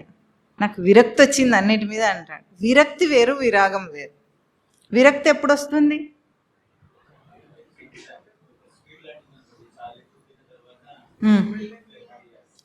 స్వీట్ బాగా తిన్న తర్వాత విరక్తి వస్తుంది అంటారు. ఇంకా కష్టాలు ఎక్కువ వస్తే విరక్తి వస్తుంది. ఇంకా ఏమి భరించేదానికంటే ఎక్కువ ఏమన్నాడు అతను? డ్యూటీకి రావడానికి విరక్తి వస్తుందా? అది ఎట్లా అవుతుంది? మెకానికల్గా చేస్తే, మిషన్ లాగా చేస్తే అవుతుంది. ఇదే పనిని సాధన కర్మగా చేస్తుంటే దాని మీద ప్రీతి పెరుగుతుంది. తెలుసా మీకు? కర్మ యోగానికి వచ్చినప్పుడు ఎంతో ప్రీతిగా చేస్తాడు. రోజు చేస్తున్న పనిని చాలా ప్రీతిగా చేస్తాడు. అట్లా కావాలి దాన్ని. ఎందుకంటే యంత్రంలాగా పనులు చేస్తున్నాడు మనిషి. అందరూ అదే చేస్తున్నారు. డ్యూటీ అంటే ఏమిటనుకో, పొద్దున్నే 7ంటికి లేవాలి, స్నానం చేయాలి, అదే ఉప్మా దోశ టిఫిన్లు అవే తినాలి రోజు, మళ్ళీ అదే డబ్బా కట్టుకోవాలి, మళ్ళీ రావాలి, మళ్ళీ డ్యూటీలో పని చేయాలి, మళ్ళీ ఇంటికి వెళ్ళాలి, మళ్ళీ పిల్లలు, మళ్ళీ బాధ్యతలు, మధ్యలో ఫంక్షన్లు, ఇవే కదా ఒక యంత్రము. యంత్రం ఎప్పుడు ఎట్లా ఉంటుంది? యంత్రం కూడా పని చేస్తుంది, మనిషి కూడా పని చేస్తాడు. బుర్రను పెట్టకపోతే యంత్రం అవుతుంది. తెలివిని ఉపయోగించాలి మనిషి. అందుకే ఆలోచించమనేది. ఆలోచించకపోతే భారమే జీవితము. ఏముంది అందులో? ఏదో కొంత బాగానే ఉంటుంది పైపైన, లోపల ఏముంటుంది? బోర్ కొడుతుంది. విరక్తి. విరక్తికి వైరాగ్యానికి తేడా. వైరాగ్యం అంటే ఏమిటంటే ప్రీతి లేక ఉండటం. ప్రీతి లేదు దాని మీద, కానీ వాడు చేస్తాడు. ఎట్లా చేస్తాడు? బుద్ధిపూర్వకంగా చేస్తాడు. ప్రీతి అంటే కోరటం. కోరిక అంటే ఏమిటో చెప్పండి.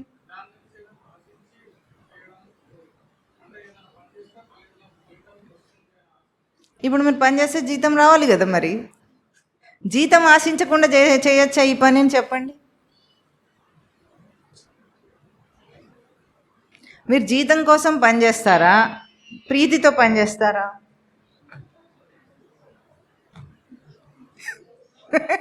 జీతం కోసం పనిచేస్తారు. ఇదే పనిని ప్రీతిగా చేయాలంటే ఏముంటుంది తేడా? ఆలోచించండి.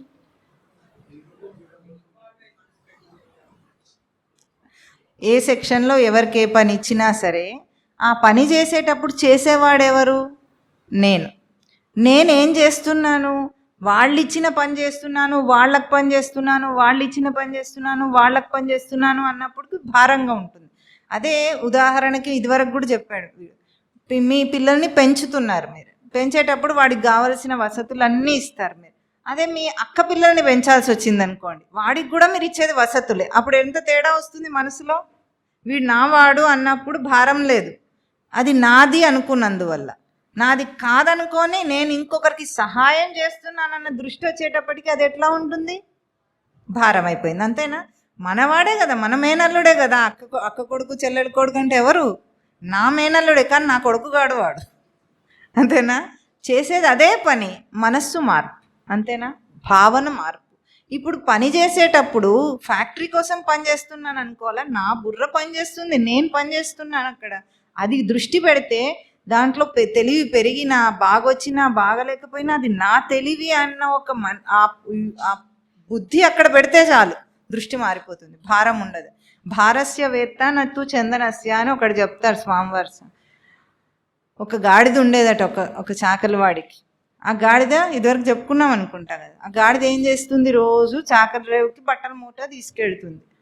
ఎట్లా ఉంటుంది? బట్టలు రెండు వైపులా సమానంగా బరువు పడేటట్టు వేస్తుంటాడు. ఏదైనా సరే బరువు మోసి మోసి దాని కాళ్ళు పంగకాళ్ళు అయిపోయినాయట. దాని మీద ఒక రోజు జాలి పుట్టిందట వీడికి. జాలి పుట్టి రోజు మాసిన బట్టలు మోస్తుంది పాపం ఈ గాడిద అనుకొని ఒకరోజు ఏం చేశాడట, గంధపు చెక్కలు తీసుకొచ్చి దాని వీపు మీద వేసాడట. ఇప్పుడు ఈరోజు ఏం తీసుకెళ్తుంది? రోజేమో మురికి బట్టలు, ఇప్పుడు గంధపు చెక్కలు తీసుకొని వెళ్ళి అడుగుతాడట గాడిదని, చూసావానే రోజు నువ్వు మురికి బట్టలు మోస్తున్నావు, ఈరోజు నీకు ఆ వాసన, మురికి వాసన ఎందుకులే అని నేను గంధపు వాసన వచ్చేటట్టు మంచి సువాసన వస్తుంది, గంధపు చెక్కలు వేసానంటే అదంటే నీ మొహం నేర్చినట్టుంది. రెండు నాకు ఆ మురికితో సంబంధం లేదు, ఈ సువాసనతో సంబంధం లేదు. నాకేం సంబంధం? భారమే. భారస్య వేత్త నతు చందనస్య అన్నారట. అంటే భారమే తెలిసింది కానీ జీవితంలో బ్రతికే ఆ లైవ్లీనెస్, జీవం తెలియటం లేదా? పని చేస్తున్నప్పుడు భారమే తెలుస్తోంది, కానీ జీవం ఎందుకు తెలియటం లేదు? యంత్రం వల్లే పనిచేస్తున్నాడు కాబట్టి వీడు. అదే చైతన్యమును గుర్తించే బుద్ధి ఉంటే అనుక్షణం నా చైతన్యం కదా పనిచేస్తుంది అని తెలుసుకున్న రోజు దాని భారం తెలియదు వాడకు, దాన్ని ఉత్సాహంగా తీసుకుంటాడు. ఈ చిన్న తేడాలో జీవితమే మార్పు వస్తుంది. అంటే సాధన కర్మ అనేది ఏమిటంటే చేసే పనినే సాధన అంటే బుద్ధిపూర్వకంగా చేయటం సాధన కర్మ. ఈ వైరాగ్యం అనేది ఏమిటంటే తన యందేమో ప్రీతి ఉంటుంది, బయట విషయం నందు ప్రీతి ఉండదట. ఇది వైరాగ్యం. విగత రాగం అంటారు. అంటే బయట విషయమునందు ఫలమునందు వాడికి ప్రీతి లేదు. జీతం రావటం అనేది పని చేస్తే అది ఆటోమేటిక్గా వస్తుంది, దాన్ని ఆశించి మీరు పని చేయటం లేదు. కానీ పని చేయటాన్ని మీరు ఆనందించాలి. జీతం ఎట్లాగో ఇస్తారు కదా, అంతే కదా. ఇప్పుడు వ్యాపారస్తుడు చేస్తాడు చూడండి, ఇదే తేడా. 24 గంటలు పని చేస్తాడు, మీకంటే 8 అవర్సే వర్కింగ్ అవర్స్. వాడికి వర్కింగ్ అవర్స్ ఉండవు, హాలిడేస్ ఉండవు, ఏముండవు. అంతే వాడిది. ఎందుకు వాడు అక్కడ అంత ఉత్సాహంతో పనిచేస్తాడు? అంతే. నాదన్న ఒక్క భావము అంత వాడి అహర్నిశలు వాడు రాత్రి కూడా నిద్రలో అదే ఆలోచిస్తుంటాడు. దాన్ని ఎట్లా పెంచాలి? కళలు కూడా కంటాడు వీడు. కళ్ళలో మాట్లాడేవాడని కూడా చూశాడు. ఎప్పుడు ఆ వ్యాపారాన్ని పెంచే దృష్టి. మరి వాడు ఎందుకు ఇంత పని చేస్తున్నాడు? లాభాపేక్షతో చేస్తున్నాడు. లాభాపేక్షతో చేస్తున్నాడు కాబట్టి కొన్నాళ్ళకు వాడికి కూడా దాని మీద విరక్తి వస్తుంది. కానీ ఆ బుద్ధిని రంగరించే బుద్ధిని చూడు. నువ్వు పెట్టే బుద్ధి తనది, తన బుద్ధిని నిలుపుతున్నాడు అని చూసినప్పుడు ఆ కర్మలో మార్పు వస్తుంది. కనుక తన అంశాన్ని గుర్తించుకుంటూ పనిచేయాలి. ఎందుకంటే తనది సజీవమైన అంశం, బయట నిర్జీవం. లోకమంతా పనులన్నీ నిర్జీవం, వాటిని సజీవమైన తాను చేస్తున్నాడు. జీవం లేకపోతే విరక్తి వస్తుంది, జీవాన్ని నిలిపితే వైరాగ్యం వస్తుంది. ఎందుకంటే ఇది అన్నిటికంటే ముఖ్యమైనది. ఇది ఆనందిస్తున్నది, దాన్ని ఆనందించటం లేదు, తన బుద్ధిని తన వివేకాన్ని ఆనందిస్తున్నాడు. కాబట్టి వైరాగ్యం అంటే తన మీద ప్రీతి కలుగుతుంది. బయట ఫలమునందు ఇహ అమూత్ర ఫల భోగ విరాగం. ఏ భోగం కూడా దాని ముందు దిగదుడిపే. అందుకే తెలివైన వాడు తెలివిని ఆనందిస్తాడు. చదువుకునే పిల్లల్లో తేడా చూసారా ఎప్పుడైనా? బాగా తెలివైన వాడికి ఎంత చదువుకున్నా ఇంకా ప్రశ్నలు వస్తుంటాయి, కొత్త విషయాలు తెలుసుకోవాలనుకుంటుంటాడు. అకాడమిక్స్లో చదువుకోవటం కాకుండా వాడికి బయట పుస్తకాలు కూడా చదువుకుంటుంటాడు. ఎందుకు? వాడి బుర్రలో తెలివి పెరుగుతుంది అని చూస్తున్నాడు కాబట్టి. అదే తమో గుణంలో ఉన్న పిల్లవాడు పుస్తకాల్లో ఉన్న వాటిని బట్టి పట్టడానికే కృషి చేస్తాడు తప్ప అర్థం చేసుకోవడానికి కృషి చేయడు, ప్రయత్నం చేయడు. అర్థం చేసుకుంటే భారం ఉండదు. బట్టి కొడితే రోజంతా బట్టి కొట్టి మళ్ళీ మర్చిపోతాడు వాడు. బట్టి పట్టడం అనేది మన బ్రెయిన్కి ఆ డిజైన్ లేదు. దాన్ని అర్థం చేసుకోవటం అనేదే ఉంది మన దానికి. కాబట్టి బట్టి కొట్టినవన్నీ ఎట్లా ఉంటాయి? ఈరోజు బాగా దాన్ని సిరంజిలోకి ఎక్కించి తర్వాత పరీక్షలో వదిలేసి వచ్చి అయిపోయింది. వాడికి ఇంకా బుర్రలో ఏముండదు, వాడి సర్టిఫికేట్ ఒకటే మిగులుతుంది. కానీ కనుక ఇట్లాగే ఈ భారం లేకుండా పని చేయాలంటే తన అంశాన్ని నిలపాలి. ఆ బయట భోగాలయందు బయట ఫలమునందు విరాగం రావాలి, వైరాగ్యం అంటారు. ఆ వైరాగ్యం వచ్చిన తర్వాత జీవితం చాలా ఆనందంగా ఉంటుంది. ఎందుకంటే నాది అని దేన్ని గట్టిగా పట్టుకోడు, అంటే స్వార్థ బుద్ధితో పట్టుకోడు. తన బుర్రనే తప్ప వేరే బయట ఆస్తుపాస్తులను కానీ డబ్బు ఇవి నావనుకోడు వాడు. బాగా తెలివితో డబ్బు సంపాదించిన వాడికి డబ్బు మీద విరాగం వచ్చి తెలివి మీద ఉంటుంది. అందుకే చాలా డబ్బు సంపాదించిన తర్వాత ఇష్టం వచ్చినంత దానాలు చేస్తారు చూసారా? ఎందుకు? వాడికి ఏం భోగించే కోరిక కూడా ఉండదు. అన్నీ ఉంటాయి కానీ సింపుల్ లైఫ్కి అలవాటు పడిపోతారు వాడు. ఎందుకంటే ఆ భోగాల్లో ఆనందం రాదు. ఏ ఆనందం రావాలో వాడు బుర్రలో వాడు ఆనందిస్తున్నాడు దాన్ని. కనుక ఈ వైరాగ్యం అనేది చాలా గొప్ప విశేషమైనది. ఆ వైరాగ్యం బయట విషయం మీద వైరాగ్యం వచ్చిందంటే తన మీద ప్రీతి పెరుగుతుంది, తన లోపల తాను ఎదగటం మీద ప్రీతి పెరుగుతుంది. అది రెండవ సాధన అంశం. తర్వాత వివేకము, వైరాగ్యము. మూడవది శమాది షట్క సంపత్తి అని 6 అంశాలు ఉంటాయి అందులో. శమము, దమము, ఉపరతి, తితిక్ష, శ్రద్ధ, సమాధానం. ఇది మూడవ అంశం. 4వది ముముక్షుత్వం. 4గింటిలో 3వ దాంట్లో మళ్ళీ 6 ఉంటాయి అన్నమాట. అంటే మొత్తం 10 లక్షణాలు ఉంటాయి, 9 లక్షణాలు ఉంటాయి ఇక్కడ. మొదటి 2 ఈరోజు చెప్పుకున్నాం. శమాది షట్క సంపత్తి అంటే ఏమిటంటే, శమం అంటేనేమో ఇవాళ క్లుప్తంగా చెప్పుకొని మళ్ళీ వచ్చే వారం దాని మీద వివరంగా చెప్పుకుందాం. శమం అంటే అంతరింద్రియ నిగ్రహం, దమం అంటే బాహ్యేంద్రియ నిగ్రహం, అంటే కర్మేంద్రియములందు నిగ్రహం. ఉపరతి అంటే తన అంతరింద్రియమునందు ప్రీతి కలిగి ఉండటం, స్వరూపమునందు ప్రీతి కలిగి ఉండటం. తితిక్ష అంటే ఓర్పు. బాహ్యమునందు లోపల వచ్చే ఏ ఒత్తిడి ఉంటుందో దాని నుండి ఓర్చుకోవటం. అంటే బయట నుండేమో విషయాల ఒత్తిడి ఉంటుంది, లోపల నుండేమో కోరికలు ఆలోచనల ఒత్తిడి. త్రిగుణాత్మక ప్రవృత్తి వల్ల బుర్రంతా ఏదేదో ఆలోచిస్తుంది, దాన్ని రెండింటినీ కూడా ఓర్చుకోగలగటము తితిక్ష. శ్రద్ధ అంటే ఏమిటంటే మన భాషలో చెప్పాలంటే ఒక పని మనిషి శ్రద్ధగా చేస్తాడంటే విశ్వాసం అన్న పదంతో మామూలుగా అర్థమవుతుంది. శ్రద్ధ అన్నది సంస్కృతంలోనే అయినా సరే విశ్వాసం అంటే మనకు లోకంలో బాగా అర్థమవుతుంది. విశ్వాసంతో చేయటం దేన్నైనా సరే. దేని మీద విశ్వాసం ఉండాలంటే దాని మీద కాదు,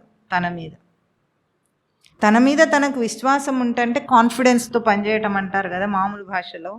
అది విశ్వాసం ఎట్లా ఉండాలి, నేను ఎదుగుతున్నాను అన్న ఎదుగుదలను చూసుకుంటూ చేయటం. ఒక చిన్న పని, వచ్చే వారం మనం వీటిని అన్నిటినీ కూడా ఉపమానాలతో చెప్పుకుందాం, రోజువారీ ఉపమానాలు చెప్పుకుంటే. ఎందుకంటే శాస్త్రం చెప్పే పదాలు ఎక్కడ ఉండాలి మనకి, రోజు నిత్య జీవితంలో మనం చేసే పనులలో కనిపిస్తే మనకు సత్యం అనిపిస్తుంది, లేకపోతే థియరీ అనిపిస్తుంది. కాబట్టి ఆ ఉపరతి, తితిక్ష, శ్రద్ధ, సమాధానం. సమాధానం అంటే ఇంకా వాడికి ఘర్షణ ఉండదు.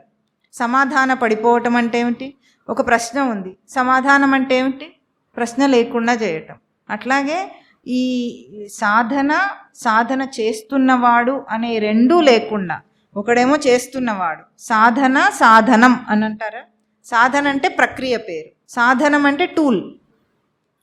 ఆ రెండు తేడా లేకుండా సమాధాన స్థితి వస్తుంది అన్నమాట. వాడే సాధన, వాడే సాధనం, వాడే సాధ్యం కూడా. అంటే ఏం పొందుతాడో దాని అందు సమాధాన పడే స్థితి వస్తుంది. శ్రద్ధ, సమాధానం. 4వ సాధన చతుష్టయ సంపద ముముక్షుత్వం. ఆ ముముక్షుత్వం అనేది తీవ్రంగా ఎప్పుడు అవుతుందో ఈ శాస్త్రంలో చెప్పిన అన్ని విషయాలు తన స్వరూపమే అని చాలా బాగా అర్థమవుతుంది. అంటే ముక్తి కావాలనే తీవ్రమైన కోరిక ముముక్షుత్వం అంటే. ముక్తి కావాలని ఎవరు గట్టిగా అడుగుతారు చెప్పండి చూద్దాం.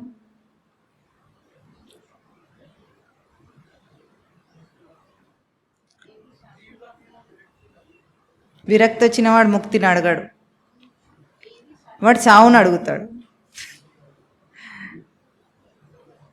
ముక్తి కావాలని ఎవరు అడుగుతారు?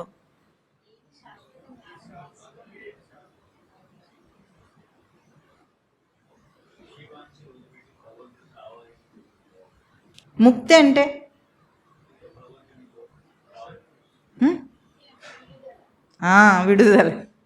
విడుదల. జైల్లోంచి విడుదల కావాలని ఎవరు అడుగుతారు?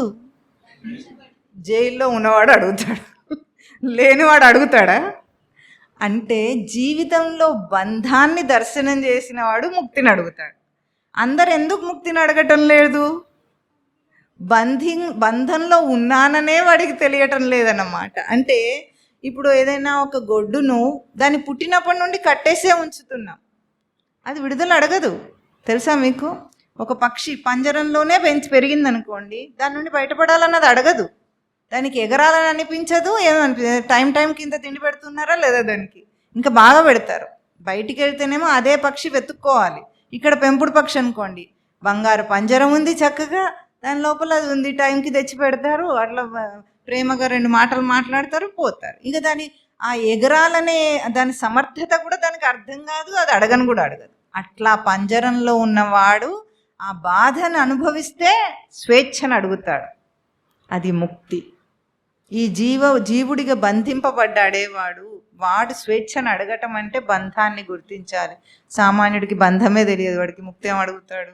కనుక బంధాన్ని నుండి విడుదల కోరిన వాడికే ఆత్మతత్వం పురకు అంటుతుంది. అందుకే దీన్ని పరమస్వామి వారు ఒక మాట అనేవారు, సంసార బంధం అట నశాలానికి అంటాలట వాడికి. ఆ నశాలానికి అంటడం అంటే ఏదైనా ఘాటైన పదార్థం తిన్నారనుకోండి, ఇక్కడ ఏమంటారు దాన్ని, పొరమారింది అంటారు మామూలుగా. అయితే దీన్ని ఇక్కడ మీరేమంటారు? సరాన పడ్డది అంటారు. సరాన పడ్డది అంటే అర్థం తెలుసు ఆ పదానికి, అది వికృతంలో వాడారు. కానీ స్వరానికి అడ్డం పడిందని అర్థం అనమాట. మనకు 2 పైపులు ఉంటాయి. ఒకటేమో అన్నం తింటే లోపలికి వెళ్ళే గొట్టం, ఇంకొకటి గాలిది విండ్ పైప్ ఒకటి, అన్నం తినేది ఒకటి. ఎప్పుడైనా మనము తినేటప్పుడు సరిగ్గా ఆలోచించకుండా ఏదో ఏమరపాట్లో తిన్నామంటే ఒక మెతుకు అందులోకి వెళ్ళింది అనుకోండి, ప్రాణాంతకం మనిషికి. అప్పుడు ఏమవుతుంది, సరానబడి దగ్గుతుంది, దేహం దగ్గి దాన్ని బయటికి తీసేస్తుంది. ఆ పైపులోంచి ఈ పైపులోకి వెళ్ళకూడదు. ఎప్పుడు సరానబడడం అంటే స్వరానికి అడ్డం పడిందని అర్థం. అదే వేరే భాషలో పొర మారింది అంటారు. అంటే ఈ పొరలో ఇటు వెళ్ళాల్సింది పొర మారి ఇటు వెళ్ళింది అనమాట. అట్లా అప్పుడు దగ్గుతూ ఉంటే ఘాట్ ఎక్కడికి అంటుతుంది, నశాలానికి అంటుతుంది. అట్లా సంసార తాపం నశాలానికి అంటిన వాడికి చీ నాకు ఇది వద్దు అని వాడికి అప్పుడు ఈ బంధం తెలిసి విడుదల కోరుకుంటాడు. అది ముక్తి. అప్పుడు కోరుకుంటే అది ముక్తి అనమాట. అంత తీవ్రమైన ఇచ్ఛ రావాలి మనిషికి. ఈ 4 సంపదలు వచ్చిన వాడికి, సాధన కర్మ చేత వీటిని సాధించిన వాడికి, వాడి జీవితం అంతా జ్ఞాన కర్మ యోగాల సమన్వయమే వాడి జీవితం. వాడు ఏం చేసినా జ్ఞానమే, ఏం చేసినా కర్మయోగమే అవుతుంది. అది జీవితం యొక్క పరమార్థం. లేకపోతే ఇది ఒక యంత్రం. యంత్రంలో జీవాన్ని నిలపటం కావాలి. ఆ జీవుడివి నువ్వు, జీవాన్ని నిలపగలిగిన జీవుడివి. కానీ ఇప్పుడు ఎట్లా ఉన్నాడు, మూర్ఛలో ఉన్నవాడిలాగా ఉన్నాడు. ఉండటానికైతే మెలకువ స్థితిలో ఉన్నట్లుగా కనిపిస్తాడు, కానీ మూర్ఛలోనే బ్రతుకుతున్నారు మనుషులు. కనుక ఈ కర్మ యొక్క సిద్ధాంతాలన్నిటినీ కూడా మన జీవిత సత్యంగా చేసుకోవటమే కర్మయోగం యొక్క గొప్పతనం. ఇంకా ఈ చాప్టర్కి కర్మయోగం అని పెట్టారు ఈ అధ్యాయానికి, కానీ తర్వాత అన్నిట్లో కర్మనే ఉంటుంది. భగవద్గీత అంతా చెప్పేది తిప్పి తిప్పి కర్మనే చెప్తుంది. జ్ఞానం అయ్యింది, సాంఖ్యంలో అయిపోయింది, ఇంకేం లేదు, చెప్పాల్సిందంతా అయిపోయింది. ఎన్ని రకాలుగా కర్మని చెప్పాలో అన్ని రకాలుగా చెప్తుంది భగవద్గీత. చెప్పండి. శ్రీ భగవాన్ ఉవాచ లోకేస్మిన్ ద్వివిధా నిష్ఠా పురా ప్రోక్త మయా అనఘ జ్ఞానయోగేన సాంఖ్యానాం కర్మయోగేన యోగినాం న కర్మణామనారంభాత్ నైష్కర్మ్యం పురుషోష్ణుతే న చ సన్యసనాదేవ సిద్ధిం సమధిగచ్చతి. ఇక్కడట కర్మను విడిచిపెట్టొద్దట, విడిచిపెట్టినందువల్ల ముక్తి రాదట. నైష్కర్మ్య సిద్ధి కర్మను ఆచరించకుండా నిష్కర్మ అంటే కర్మ లేని స్థితి కూడా రాదట. అదేమిటి కూడా వచ్చేవారని చెప్పుకుందాం. ఓం తత్ సత్.